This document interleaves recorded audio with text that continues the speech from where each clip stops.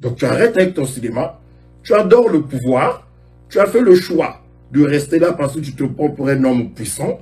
Et comme tu as affaire à un peuple atone, jouis de ton pouvoir jusqu'au jour où le bon Dieu peut-être décidera de ton sort. Mais tu arrêtes de nous embrouiller. T'as compris? Laisse-nous vivre en paix, laisse-nous vivre tranquille avec notre misère. Ne viens pas en rajouter. Déjà, on n'a pas d'électricité. Déjà, il y a des problèmes d'eau, il y a des problèmes de nutrition, il y a des problèmes de santé. Alors, ton folklore, là, on en a assez. Ça fait 40 ans que ça dure. Contente-toi de gérer ta petite Antoinette, hein, et puis ta petite fortune. De temps en temps, on va fleurir la tombe de ta fille, et peut-être celle de ta mère, et tu ne parles jamais souvent de celle de ton père. Ben alors, donc, bon, on ne va pas rentrer dans vos histoires de famille, mais tu nous laisses tranquille.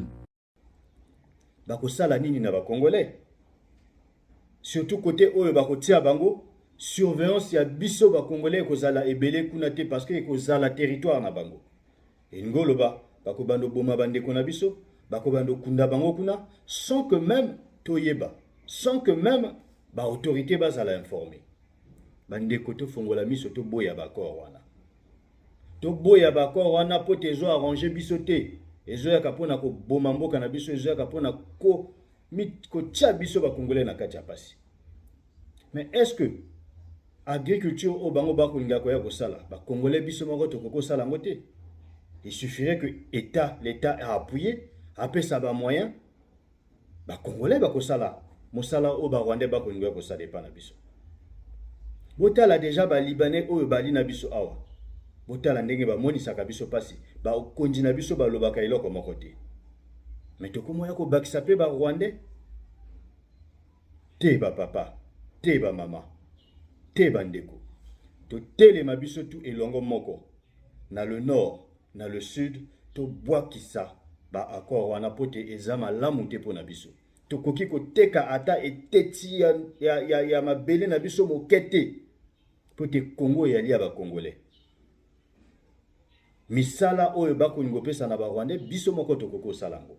Et tokosala yango, l'essentiel ka que ba konji na biso ba accompagner biso na ba moyens. Ni pona bongo ba papa ba mama bandeko nalingaki nalobela bino mwa lisolo wana pona toyeba ke ezali likambo moko très dangereux pona biso oyo koyaka komemela biso makambo oyo bandeko na biso ya RDC bako vivre ekokoma pe epa na biso awa. Donc na ngonga ka moke toko vivre ba même makambo wana parce que ba Rwandais bali tellement na makambo ya mabe bango balingaka soki bayi bakomi ko s'imposer. Merci bandeko na ngai, merci ba papa ba mama na kanisi biso nyonso elongo moko tokotelema po tobwakisa bakor oyo na ba Rwandais toboyi yango.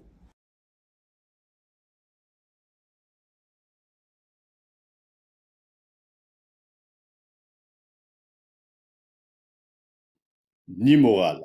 La décomposition de notre nation commence à la tête. Car oui, le poisson pourrit par la tête.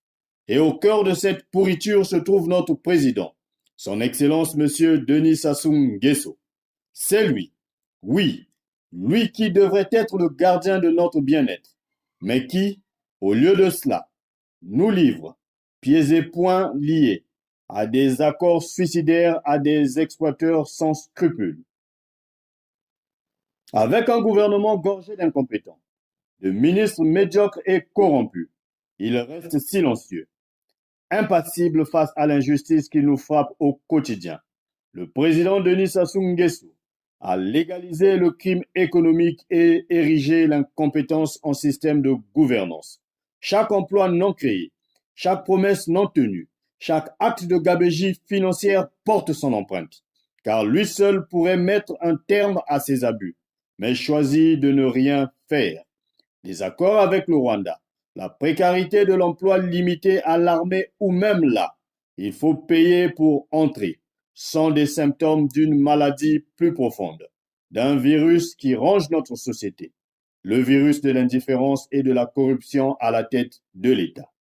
Nous pouvons donc dire aujourd'hui que le problème du Congo-Brazzaville, mes chers compatriotes, c'est le président Denis Sassou Nguesso. C'est à lui de rendre des comptes au peuple congolais. Nous avons affaire à des autorités qui ne respectent pas leur peuple, dont la seule préoccupation est de maintenir leur pouvoir. Nous sommes fatigués épuisés par ces années de mensonges et de trahison. C'est pourquoi je vous appelle, peuple congolais, à sortir en masse le 16 mai à 9 h pour revendiquer notre avenir, notre dignité et notre souveraineté nationale. Ne nous y trompons pas. Il ne s'agit pas seulement de marcher pour marcher, mais de marcher pour changer, pour démontrer que nous ne sommes pas juste des pions sur l'échiquier politique de quelques-uns. La patrie ou la mort, nous vaincrons. Castellan Cédric Balou.